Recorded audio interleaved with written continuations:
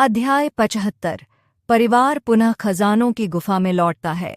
हाबिल और अक्लेमिया का जन्म।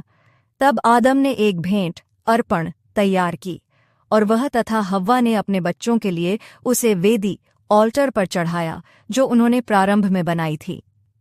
आदम ने भेंट अर्पित की और परमेश्वर से प्रार्थना की कि वह उसकी भेंट को स्वीकार करे।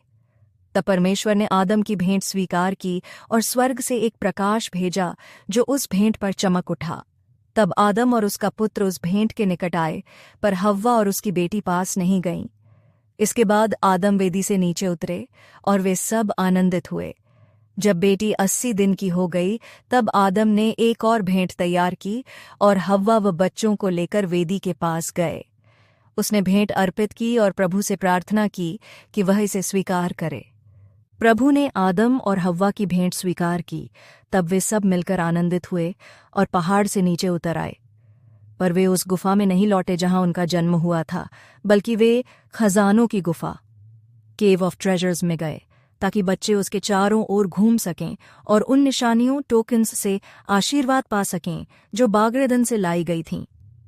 और जब बच्चों को उन निशानियों से आशीर्वाद मिला तब वे फिर से अपनी जन्म गुफा में लौट आए।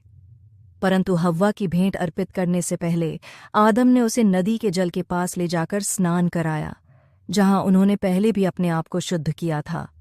उन्होंने अपने शरीरों को पीड़ा और दुख के बाद शुद्ध किया। आदम और हव्वा हर रात नदी में स्नान करने के बाद खजानों की गुफा लौटते, वहां प्रार्थना करते और आशीर्वाद पाते, फिर अपनी गुफा में लौट आते जहां बच्चे रहते थे। उन्होंने यह क्रम तब तक जारी रखा जब तक बच्चों का दूध छुड़ा नहीं दिया गया। जब वे दूध से मुक्त हुए तब आदम ने उनके लिए आत्मा की भेंट चढ़ाई, जैसा वह हर सप्ताह 3 बार करता था। जब बच्चों का पालन समाप्त हुआ तब हव्वा फिर गर्भवती हुई और समय पूरा होने पर उसने एक और पुत्र और पुत्री को जन्म दिया। पुत्र का नाम रखा हाबिल और पुत्री का नाम अक्लिया।